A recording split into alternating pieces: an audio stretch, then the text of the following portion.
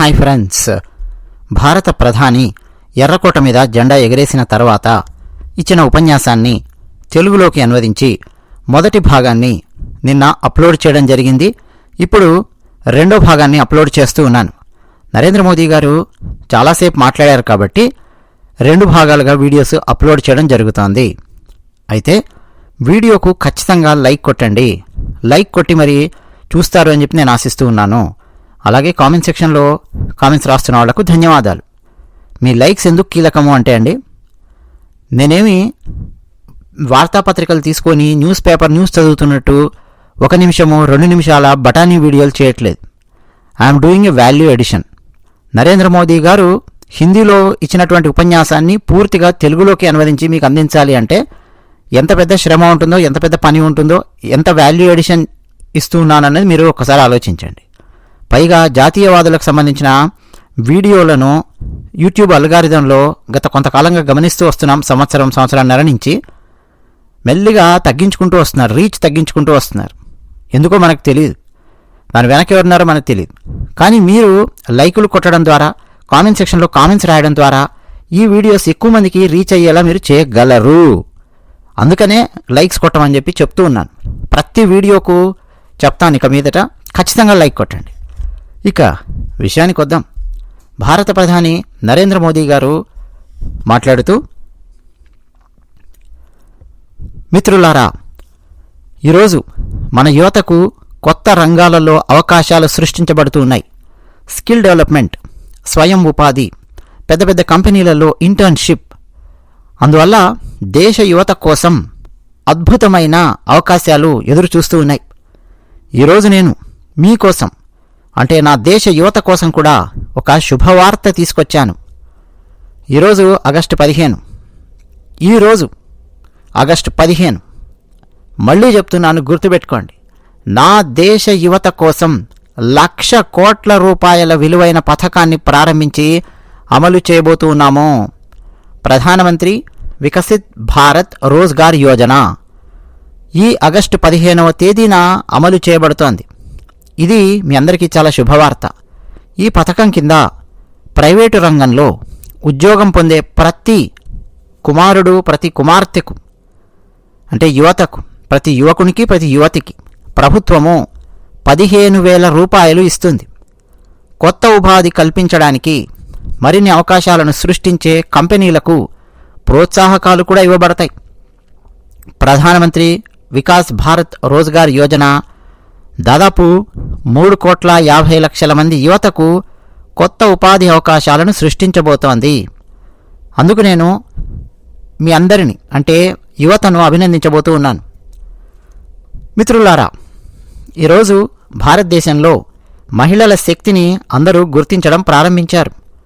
మన మహిళలు అభివృద్ధి చెందుతున్న ఆర్థిక వ్యవస్థకు లబ్ధిదారులు. కానీ మన మహిళలు ఒక పక్క తాము అభివృద్ధి చెందడం మాట పక్కన పెట్టి ఆర్థిక వ్యవస్థను మాత్రం వేగవంతం చేయడంలో ఒకప్పుడు చాలా దోహదపడ్డారు. మన మాతృశక్తి దోహదపడింది, మన మహిళా శక్తి దోహదపడింది. అందుకే నేనేం ఆలోచించానంటే, కేవలం భారత ఆర్థిక వ్యవస్థ వేగవంతం అవడం కాదు, దానికెంతో తోడ్పడుతున్న మన మహిళలు కూడా అభివృద్ధి చెందాలి. స్టార్టప్ల నుంచి స్పేస్ రంగం వరకు మన కుమార్తెలు ఆధిపత్యం చెలాయిస్తూ ఉన్నారు. క్రీడారంగంలో ఆధిపత్యం చెలాయిస్తున్నారు, సైన్యంలో మెరుస్తున్నారు. ఈరోజు మన మహిళలు గర్వంగా దేశ అభివృద్ధి ప్రయాణంలో భుజం కలిపి పాల్గొంటూ ఉన్నారు. మొదటి ఎన్డీఏ మహిళా అభ్యర్థులు ఉత్తీర్ణులైనప్పుడు దేశం గర్వంతో నిండిపోయింది. అన్ని టీవీ ఛానల్స్ వాళ్ళను చూపించాయి. ఎంత గర్వకారణమైన క్షణమది. 10 కోట్ల స్వయం సహాయక సంఘాల ద్వారా సోదరీమణులు స్వయం సహాయక ఆ బృందంలో అద్భుతమైన పనులు చేస్తూ ఉన్నారు. నమో డ్రోన్ దీదీ నారీ శక్తి కొత్త గుర్తింపుగా మారింది. నేను ఆ మధ్య గ్రామంలో ఒక సోదరిని కలిశాను. ఇప్పుడు ఆ గ్రామీణులందరూ ఆమెను పైలట్ అని చెప్పి పిలుస్తున్నారు అని చాలా గర్వంగా చెప్పింది. ఆమె పెద్దగా చదువుకోలేదు, కానీ ఒక పైలట్ అనే హోదా సాధించింది. ఏమిటా పైలట్? ఆ గ్రామానికి సంబంధించి ఆ అమ్మాయి డ్రోన్ నడుపుతోంది. వాళ్ళ పంట పొలాలలో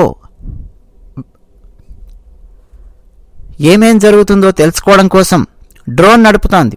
సెక్యూరిటీ కోసం డ్రోన్ నడుపుతోంది. వ్యవసాయంలో ఉపయోగించుకోవడం కోసం డ్రోన్ నడుపుతోంది. ఆ గ్రామానికి ఆ సోదరి పైలట్, డ్రోన్ నడిపే పైలట్. ఇలా ఎందరెందరో తయారయ్యారు. మేము 3 కోట్ల మంది మహిళలను లఖ్పతి దీదీలుగా చేస్తామని ప్రతిజ్ఞ చేశాం. దానికోసం అత్యంత వేగవంతంగా పనిచేస్తున్నాము అని చెప్పడానికి నేను గర్విస్తున్నాను. 3 కోట్ల లక్ష్యాన్ని, అంటే 3 కోట్ల మంది మహిళలను లక్షాధికారులుగా చేసే లక్ష్యాన్ని అనుకున్న దానికంటే ముందుగానే సాధిస్తాం. మన నారీ శక్తి ఎంత ఉందో చూడండి. 2 కోట్ల మంది మహిళలు అతి తక్కువ సమయంలోనే లఖ్పతి దీదీలుగా మారారు. ఈరోజు కొంతమంది లఖ్పతి దీదీలు ఇక్కడ ఢిల్లీలో ఈ ఎర్రకోట ముందు కూర్చొని ఉన్నారు. ఇది మన బలం. నేను నమ్ముతున్నాను మిత్రులారా, భారతదేశ అభివృద్ధి ప్రయాణంలో మహిళల భాగస్వామ్యాన్ని ఇది మరింతగా పెంచుతుంది. ఇక భారత ఆర్థిక వ్యవస్థకు మన దేశ రైతులు భారీ సహకారం అందిస్తున్నారు. భారతదేశ రైతుల కృషి ఫలిస్తోంది. పోయిన సంవత్సరం మన దేశ రైతులు ధాన్యాలు ఉత్పత్తి చేయడంలో అంతకుముందు ఉన్న రికార్డులన్నింటినీ బద్దలు కొట్టారు. ఇది మన దేశ సామర్థ్యం. అదే మొత్తంలో భూమి ఉంది. భూమి ఏం పెరగలేదు, భూమి అంతే ఉంది. కానీ వ్యవస్థలు మారాయి.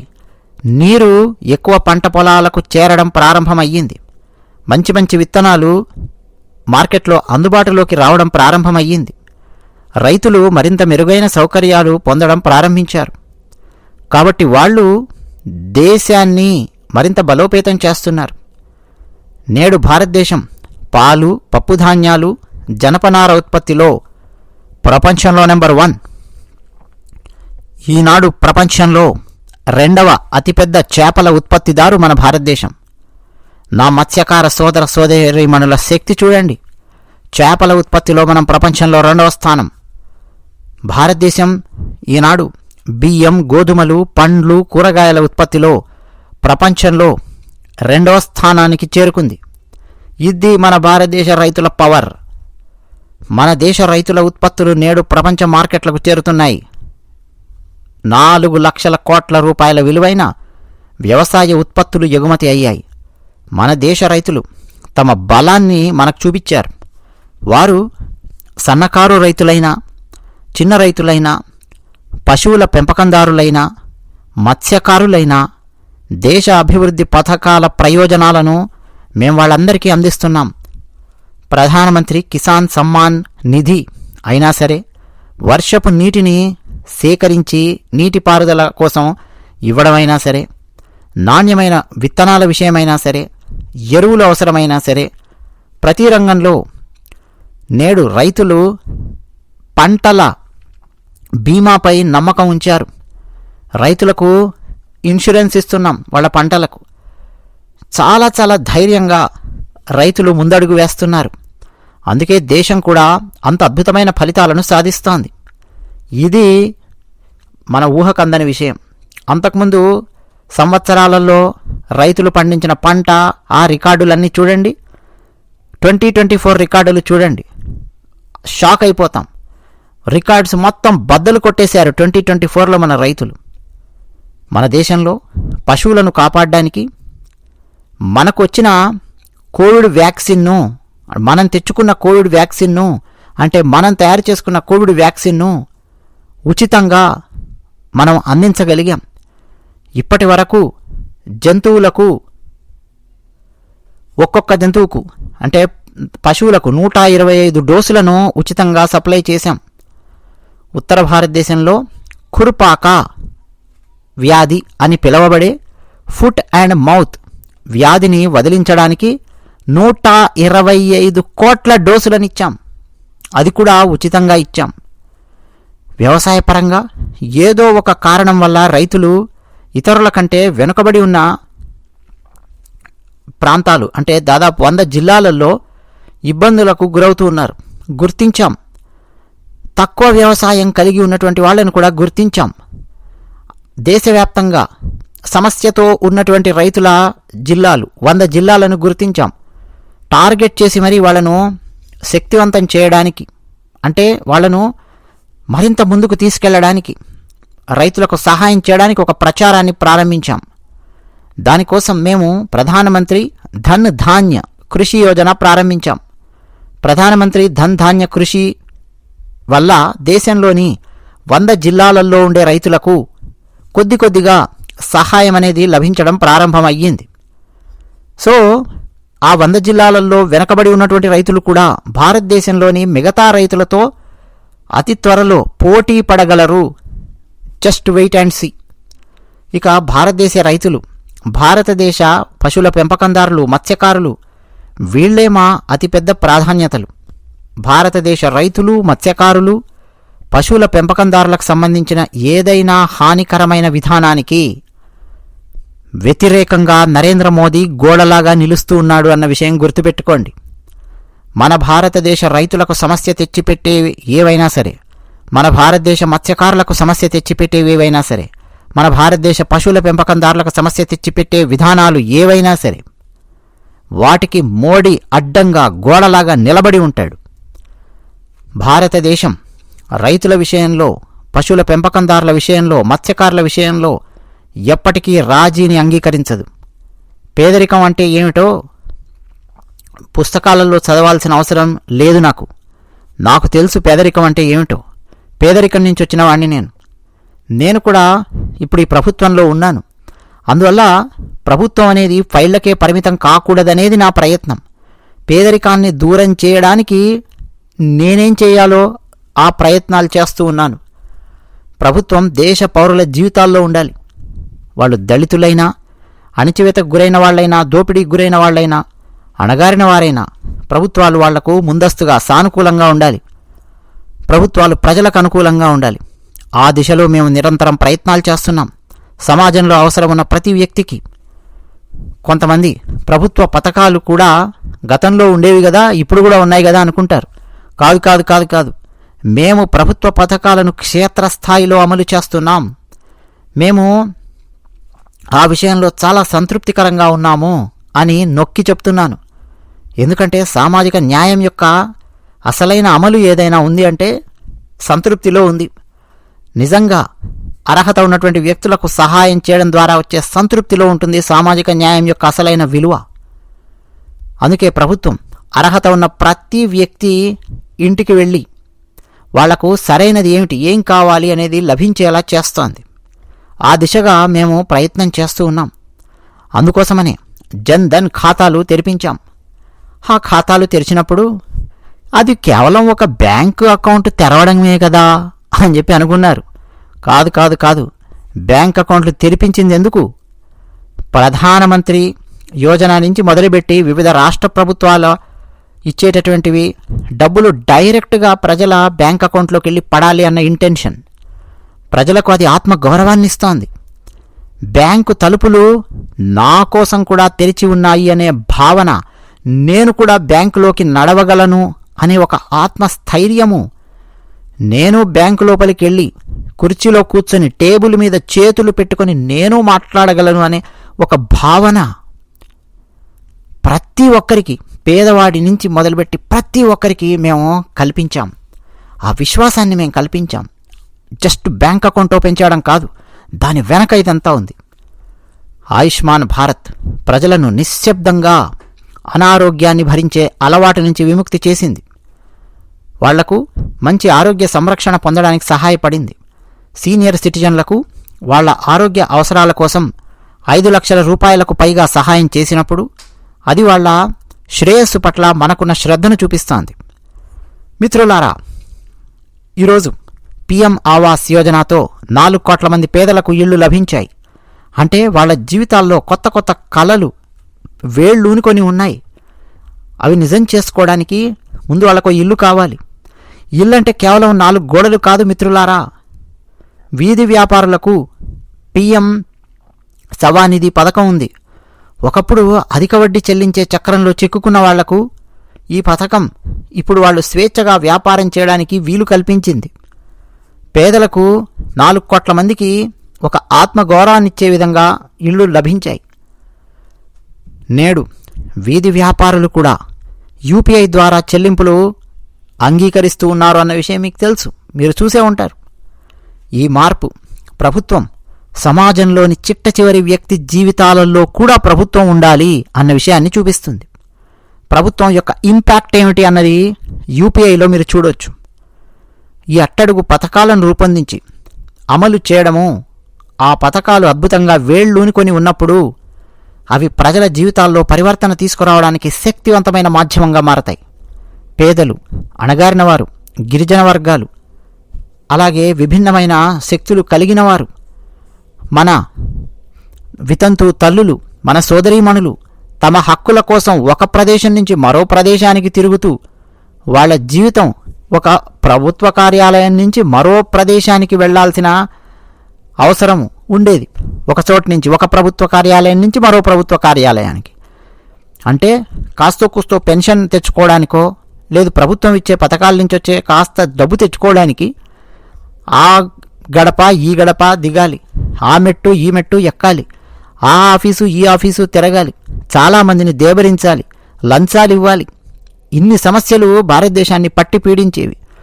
ఒక్క బ్యాంక్ అకౌంట్ ఓపెన్ చేయించడం ద్వారా వాటికి చెక్ పెట్టాం, డైరెక్ట్గా డబ్బులు వచ్చి వాళ్ళ అకౌంట్లలో పడుతూ ఉన్నాయి. ప్రభుత్వం అత్యంత సంతృప్తితో మీ ఇంటి వద్దకే డబ్బులు తీసుకొస్తోంది. అంటే బ్యాంకులో డబ్బులు పడ్డాయంటే ఇక ఆ డబ్బు మీ ఇంటికి వచ్చినట్టే. మధ్యలో ఏ దళారులు లేరు. మీరు ఏ ప్రభుత్వ కార్యాలయాల చుట్టూ గింగిరాలు కొట్టాల్సిన అవసరం లేదు.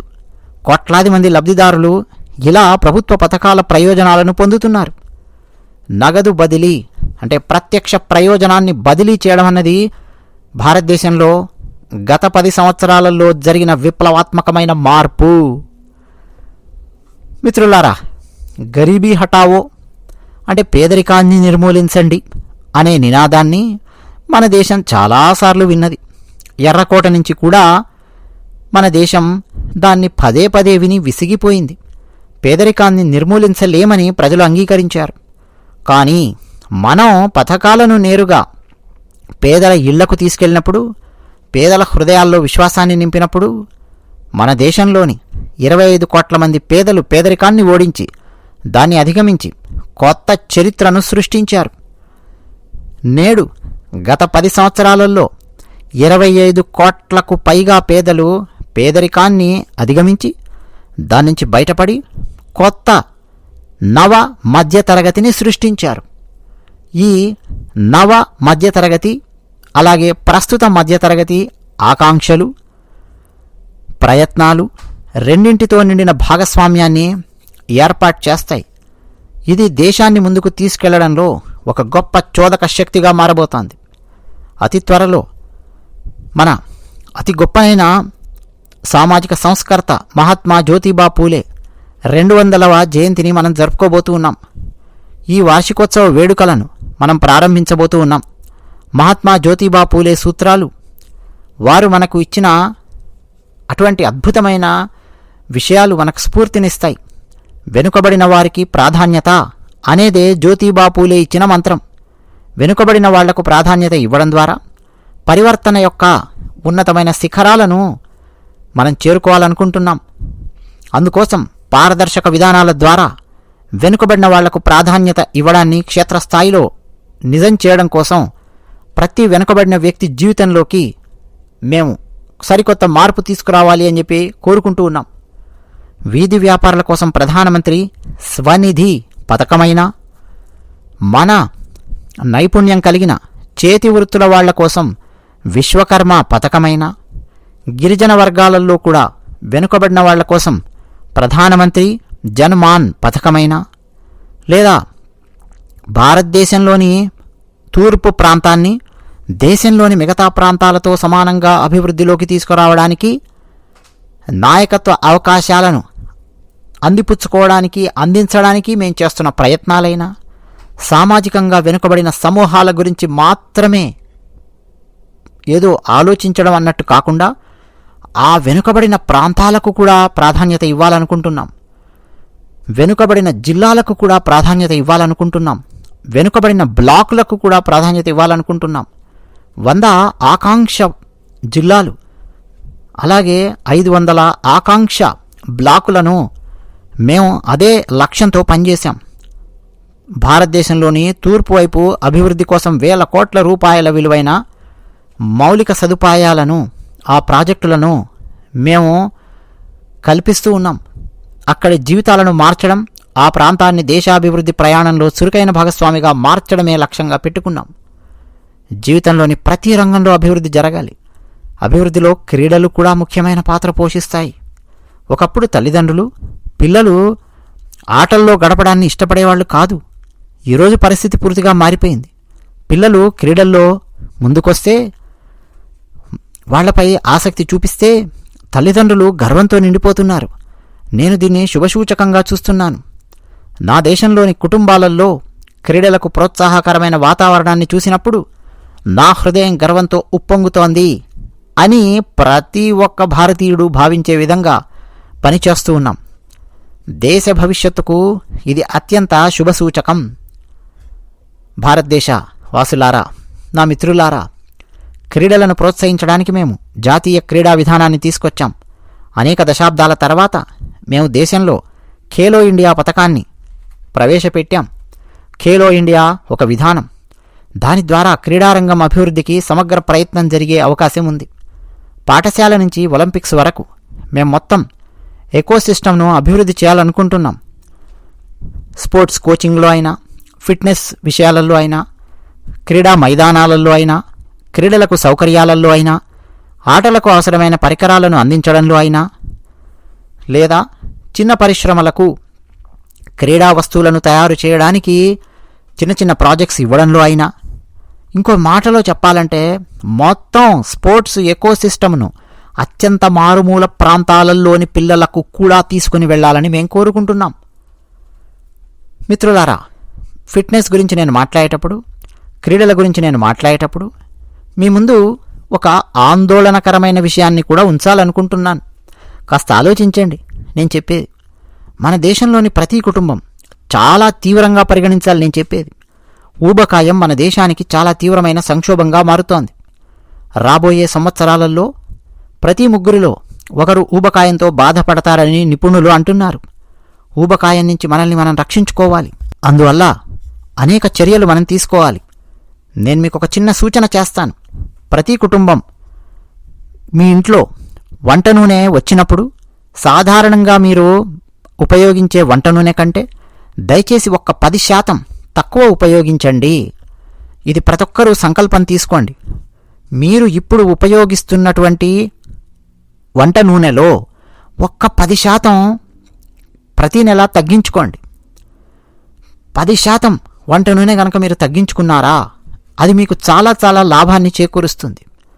అలా చేయడం ద్వారా ఊబకాయానికి వ్యతిరేకంగా జరిగే పోరాటంలో విజయం సాధించడానికి మనవంతు కృషి మనం చేస్తాం. నా ప్రియమైన దేశ ప్రజలారా, మన దేశం చాలా అదృష్టం చేసుకున్నాయి.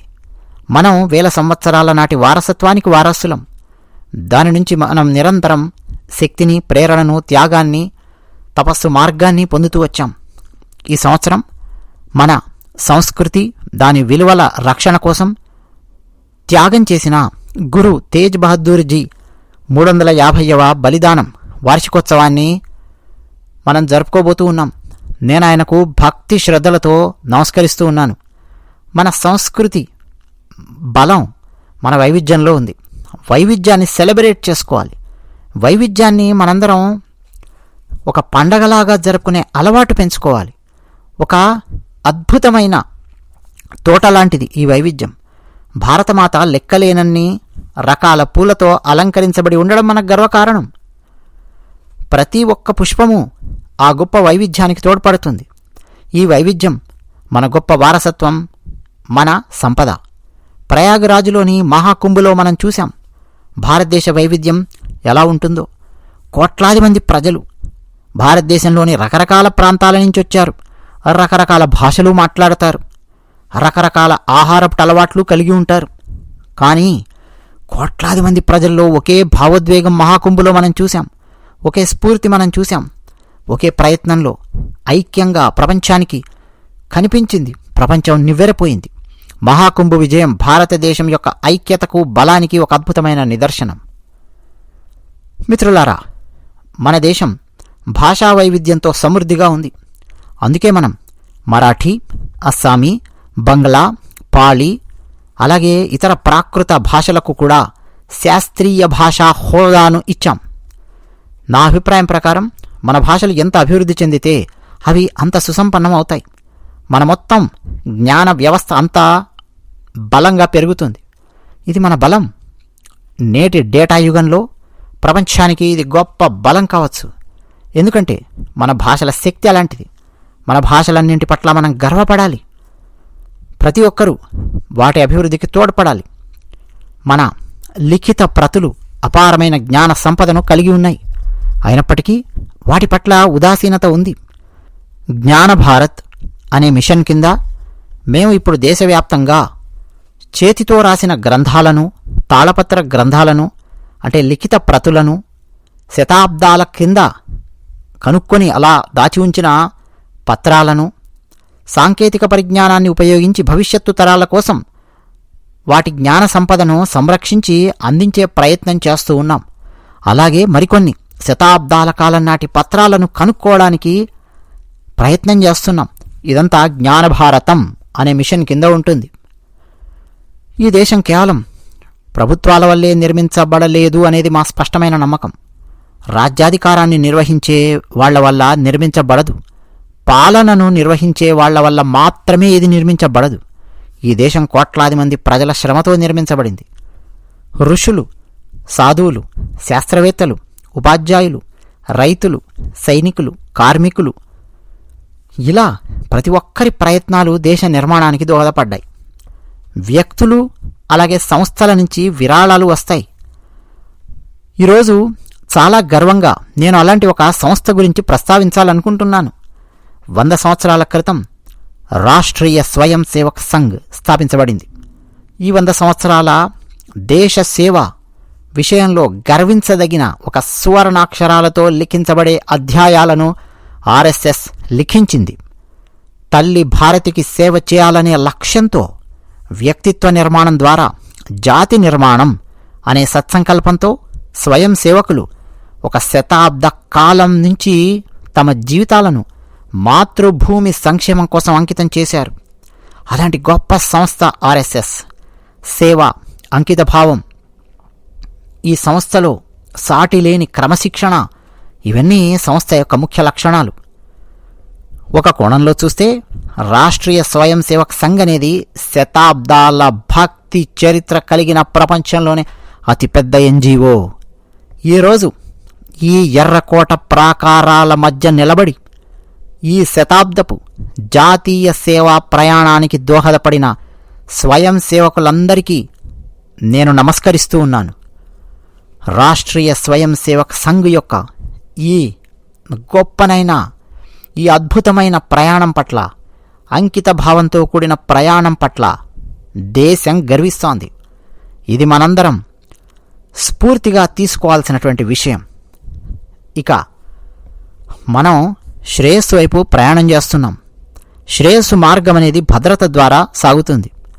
గత 11 సంవత్సరాలుగా జాతీయ భద్రత కోసం, దేశాన్ని రక్షించడం కోసం, దాని పౌరుల భద్రత కోసం మేము పూర్తి అంకితభావంతో పనిచేశాం.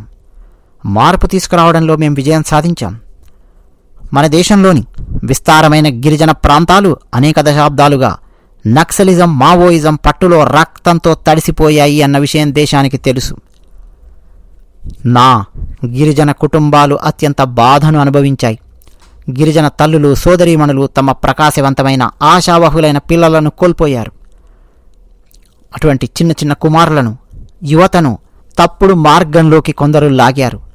వాళ్లను మావోయిజం అనే తప్పు దారిలోకి పట్టించి తీసుకెళ్లారు. వాళ్ళ జీవితాలను ఛిద్రం చేశారు. మేము దృఢమైన, నిర్ణయాత్మకమైన చర్య తీసుకున్నాం. 125 కంటే ఎక్కువ జిల్లాలలో నక్సలిజం వేళ్లూనుకున్న సమయం ఉంది. మన గిరిజన ప్రాంతాలు, యువత మావోయిస్టు కోరలలో ఆ బారిలో చిక్కుకున్నాయి. ఈరోజు మేము ఆ సంఖ్యను 125 కంటే ఎక్కువ జిల్లాల నుంచి కేవలం 20కి తగ్గించాం. ఇది మన గిరిజన వర్గాలకు మేం చేసిన గొప్ప సేవ. బస్తర్ పేరు మావోయిస్టు, నక్సలైట్, బాంబులు, తుపాకులు ఈ శబ్దాలను రేకెత్తించే సమయంలో ఉండేది. బస్తర్ అనగానే మావోయిజం, నక్సలిజం నుంచి విముక్తి పొందిన తర్వాత బస్తర్ యువత ఈనాడు ఒలింపిక్స్లో పాల్గొంటున్నారు. వేలాది మంది యువకులు భారత్ మాతాకి జై అని నినాదాలు చేస్తూ క్రీడారంగంలోకి ప్రవేశిస్తున్నారు. వాతావరణం మొత్తం ఉత్సాహంతో ఉంది. దేశం ఈ పరివర్తన చూస్తోంది. ఒకప్పుడు రెడ్ కారిడార్ అని పిలువబడే ప్రాంతాలు ఇప్పుడు ఆకుపచ్చ అభివృద్ధి కారిడార్లుగా మారుతున్నాయి. ఇది మనకు గర్వకారణం. ఒకప్పుడు రక్తంతో ఎర్రగా తడిసిన భారత చిత్రపటంలోని ఆ భాగాలలో మనం ఇప్పుడు రాజ్యాంగాన్ని, చట్టబద్ధమైన పాలనను, అభివృద్ధి యొక్క త్రివర్ణ పతాకాన్ని ఎగురవేశాం. ఇది భగవాన్ బిర్సా ముండా 150వ జయంతి సంవత్సరం కూడా. ఈ గిరిజన ప్రాంతాలను నక్సలిజం నుంచి విముక్తి చేయడం ద్వారా నేను నా గిరిజన కుటుంబాల యువత ప్రాణాలను కాపాడడం ద్వారా బిర్సా ముండాకు నిజమైన నివాళిని అర్పించాం. మిత్రులారా, భారతదేశవాసులారా, ఈరోజు నేను దేశాన్ని ఒక తీవ్రమైన ఆందోళన అలాగే సవాలు గురించి హెచ్చరించాలనుకుంటున్నాను. అదేంటో తెలుసా? ఉద్దేశ్యపూర్వకమైన కుట్రలో భాగంగా మన దేశ జనాభాను మారుస్తూ ఉన్నారు. కొత్త సంక్షోభానికి విత్తనాలు చల్లుతూ ఉన్నారు. ఈ చొరబాటుదారులు మన యువత జీవనోపాధిని లాక్కుంటున్నారు. ఈ చొరబాటుదారులు మన సోదరీమణులను, మన కుమార్తెలను లక్ష్యంగా చేసుకుంటున్నారు. దీన్ని మేం సహించబోం. ఈ చొరబాటుదారులు అమాయక గిరిజనులను తప్పుదారి పట్టిస్తున్నారు. వాళ్ల భూములను స్వాధీనం చేసుకుంటున్నారు.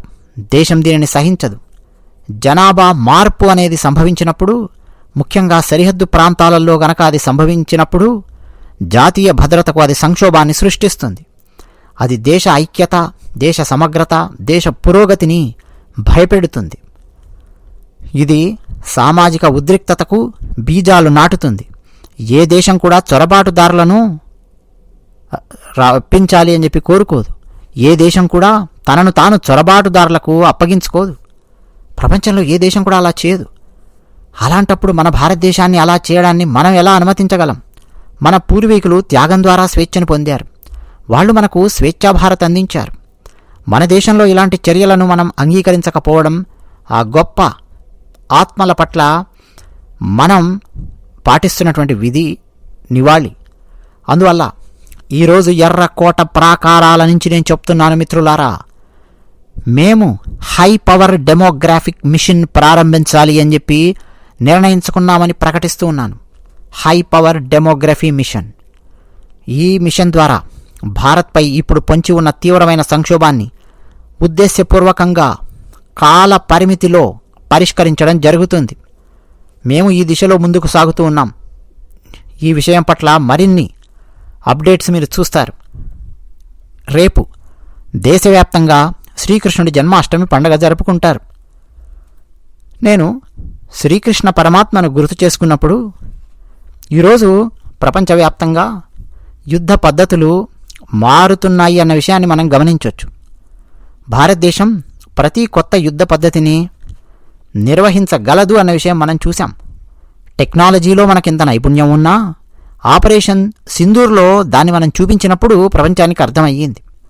పాకిస్తాన్ మన సైనిక స్థావరాలను, మన వైమానిక స్థావరాలను, మన దేశంలోని సున్నితమైన ప్రదేశాలను, మన ప్రార్థనా స్థలాలను, మన పౌరులను టార్గెట్ చేసుకుని లెక్కలేనంత సంఖ్యలో క్షిపణులతోనూ డ్రోన్లతోనూ దాడి చేసింది. దేశం దీన్ని చూసింది.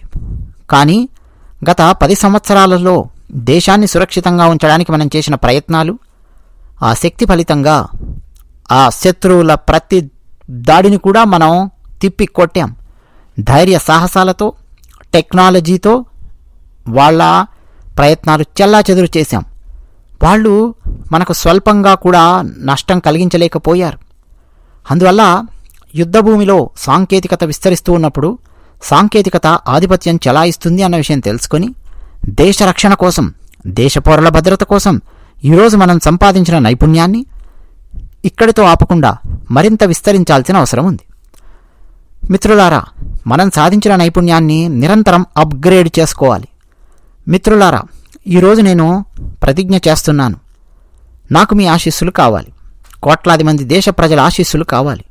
ఎందుకంటే ఎంత శ్రేయస్సు ఉన్నా భద్రత పట్ల ప్రజల్లో ఉదాసీనత ఉంటే ఎంత గొప్ప శ్రేయస్సు అయినా పనికిరానిదిగా మారుతుంది.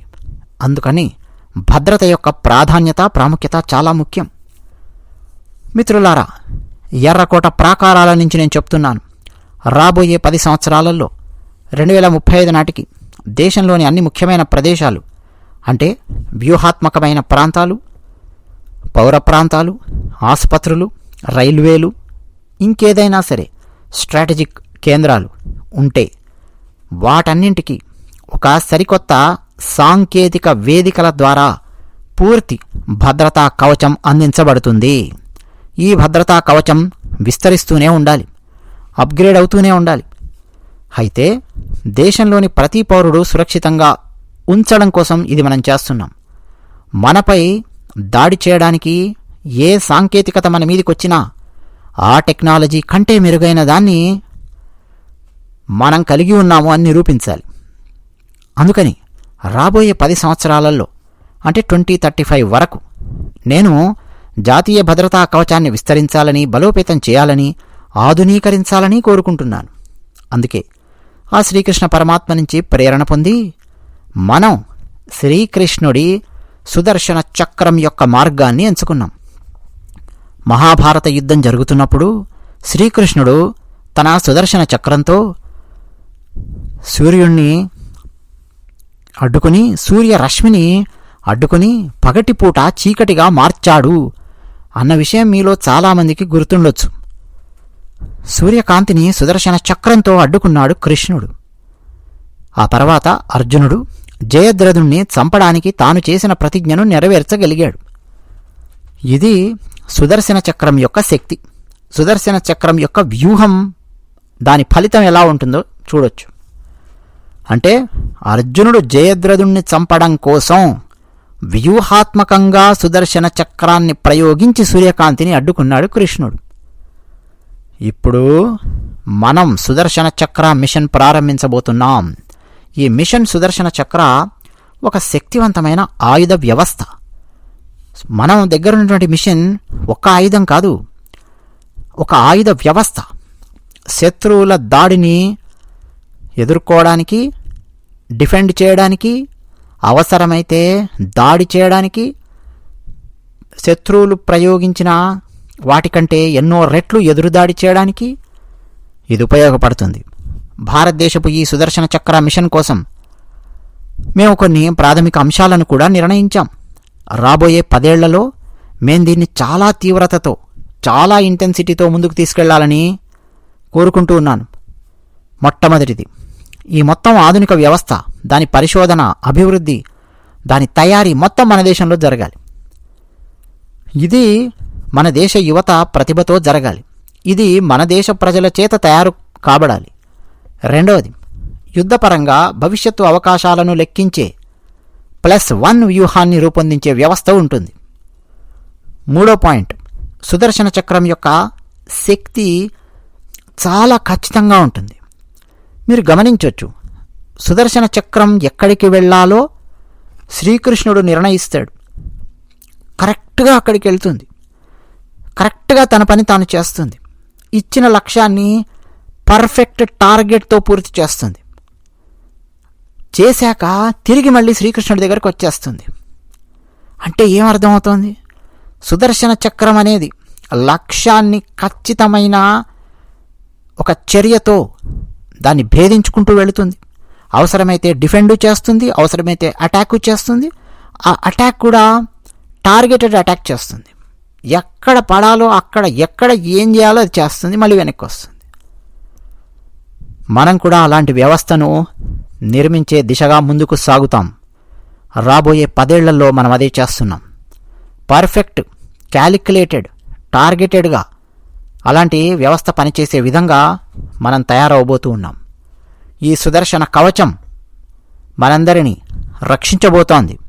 ఈ సుదర్శన కవచాన్ని తయారు చేయడానికి భారతదేశంలోని యువత నడుం బిగించి ముందుకు కదలబోతోంది. వాళ్ళందరినీ అందులో భాగస్థులను చేస్తాం అన్నట్టు ఇందులో అంచెలంచెల వ్యవస్థలాగా ఉంటుంది. సుదర్శన కవచ్లో సైబర్ సెక్యూరిటీని ఉపయోగిస్తాం, మిసైల్స్ని కానీ ఇతర డ్రోన్ వ్యవస్థను కానీ న్యూట్రలైజ్ చేసే వ్యవస్థలను ఉపయోగిస్తాం. అత్యంత అధునాతనమైనటువంటి ఆయుధాలు మన మీదికి గనక వస్తే వాటిని నిర్వీర్యం చేయగలిగే వ్యవస్థలు రూపొందిస్తాం. దాంతోపాటు శత్రువులను ఛేదించి భేదించి కరెక్ట్గా పని పూర్తి చేసే విధంగా వ్యవస్థలను నిర్మించబోతూ ఉన్నాం అన్నట్టు మన ప్రజాస్వామ్యం, మన స్వతంత్ర భారతదేశం గురించి మాట్లాడేటప్పుడు మన రాజ్యాంగమే మనకు ఉత్తమమైన లైట్ హౌజ్, మన స్ఫూర్తి కేంద్రం. కానీ 50 సంవత్సరాల క్రితం భారత రాజ్యాంగం యొక్క గొంతు కోసి పారేశారు. భారత రాజ్యాంగానికి వెన్నుపోటు పొడిచారు. దేశాన్ని జైలుగా మార్చారు. అత్యవసర పరిస్థితిని విధించారు. అత్యవసర పరిస్థితి వచ్చి 50 ఏళ్ళు అయ్యింది. ఎమర్జెన్సీ. దేశంలోని ఏ తరం కూడా రాజ్యాంగాన్ని హత్య చేసి ఈ పాపాన్ని కొందరు మూటగట్టుకున్న విషయాన్ని మనం ఎప్పుడూ మర్చిపోకూడదు. దేశంలోని ఏ తరం కూడా మర్చిపోకూడదు. రాజ్యాంగాన్ని హత్య చేసినటువంటి ఆ పాపాన్ని మనం మర్చిపోకూడదు. రాజ్యాంగాన్ని చంపడానికి ప్రయత్నం చేసిన ఆ పాపులను కూడా మనం మర్చిపోకూడదు. భారత రాజ్యాంగం పట్ల మన అంకిత భావాన్ని బలోపేతం చేసుకోవడం ద్వారా మనం ముందుకు సాగాలి. అది మన ప్రేరణ. నేను ఈ ఎర్రకోట నుంచి మాట్లాడుతూ ఉన్నాను. నా దేశ ప్రజలకు మరొక్కసారి గుర్తు చేయాలనుకుంటూ ఉన్నాను. అభివృద్ధి చెందిన భారతదేశాన్ని నిర్మించడం అనే విషయంలో మేము ఆగము, మేము తలవంచము, కష్టపడి పనిచేస్తూనే ఉంటాం. 2047లో మన కళ్ల ముందు అభివృద్ధి చెందిన భారతదేశాన్ని మనం నిర్మిస్తాం. ఇది నా మొట్టమొదటి ప్రతిజ్ఞ. ఇక నా రెండవ ప్రతిజ్ఞ ఏంటంటే, మన జీవితాల్లో, మన వ్యవస్థల్లో, మన నియమాలు, మన చట్టాలు, మన సాంప్రదాయాలలో బానిసత్వం యొక్క ఒక్క కణం కూడా, ఒక చిన్న ముక్క కూడా మనం మిగలనివ్వము. అన్ని రకాల బానిసత్వాల నుంచి మనం విముక్తి పొందేంత వరకు మనం విశ్రమించకూడదు. మన వారసత్వం గురించి మనం గర్వించాలి. మన గుర్తింపు మనకున్నటువంటి అతిపెద్ద ఆభరణం, అతిపెద్ద రత్నం, అతిపెద్ద రత్నం మన కిరీటంలో మన వారసత్వమే. మన వారసత్వం గురించి మనం గర్విద్దాం. వీటన్నింటిలో ఐక్యత అనేది అత్యంత శక్తివంతమైన మంత్రం. అందువల్ల ఎవ్వరూ ఐక్యత యొక్క దారాన్ని విచ్ఛిన్నం చేయకూడదు అనేది మన సమిష్టి సంకల్పం కావాలి. తల్లి భారతి పట్ల మన కర్తవ్యాన్ని నెరవేర్చడం మనం ప్రతిరోజు చేసే పూజల కంటే తక్కువేమీ కాదు. భరతమాత అనుకున్న కర్తవ్యాన్ని మనం నెరవేరుద్దాం. తపస్సు కంటే అదేమీ తక్కువ కాదు. ఆరాధన కంటే తక్కువేమీ కాదు. అదే భావనతో మాతృభూమి సంక్షేమం కోసం మనం కృషి చేస్తూ 2047 నాటికి, అంటే స్వతంత్రం వచ్చి 100 సంవత్సరాలయ్యే నాటికి అభివృద్ధి చెందిన భారతదేశం అనే లక్ష్యాన్ని సాధించడానికి అంకిత భావంతో మనం పనిచేద్దాం. ఏ సామర్థ్యంతో మనం పనిచేయగలమో ఆ సామర్థ్యాలతో మనం పనిచేస్తూ ఏ అవకాశాన్ని వదిలిపెట్టకుండా ఉందాం. కొత్త కొత్త అవకాశాలను సృష్టిద్దాం. వాటిని సృష్టించిన తర్వాత 140 కోట్ల మంది దేశవాసుల బలంతో ముందుకు సాగుతూనే ఉంటాం. ముందుకు సాగుతూనే ఉంటాం. ముందుకు సాగుతూనే ఉంటాం. మనం గుర్తుంచుకోవాలి మిత్రులారా, 140 కోట్ల మంది భారతీయులు గుర్తుంచుకోవాలి. కష్టపడి పనిచేసిన వ్యక్తి చరిత్రను సృష్టించే వ్యక్తి అవుతాడు. కష్టపడి పనిచేసిన వ్యక్తే చరిత్రను సృష్టించే వ్యక్తి అవుతాడు. ఉక్కు శిలలను విచ్ఛిన్నం చేసిన వ్యక్తి, కాలాన్ని సద్వినియోగం చేసుకునే వ్యక్తి చరిత్రను సృష్టిస్తాడు. నా ప్రియమైన భారతదేశ ప్రజలారా, మరొక్కసారి ఈ గొప్పనైన 79వ స్వాతంత్ర దినోత్సవం సందర్భంగా మీ అందరికీ నా శుభాకాంక్షలు తెలియజేస్తూ ఉన్నాను. మీకు నా హృదయపూర్వకమైన అభినందనలు తెలియజేస్తూ ఉన్నాను. మీరందరూ నాతో పాటు కలిపి చెప్పండి, జై హింద్, జై హింద్, జై హింద్, భారత్ మాతాకి జై, భారత్ మాతాకి జై, భారత్ మాతాకి జై, వందే మాతరం, వందే మాతరం, వందే మాతరం. మీకు ఎన్నెన్నో ధన్యవాదాలు. అమ్మా, ఇదండి నరేంద్ర మోదీ గారు హిందీలో ఇచ్చిన ఉపన్యాసాన్ని మొట్టమొదటి నుంచి చిట్ట చివరి వరకు అనువాదం చేశాను.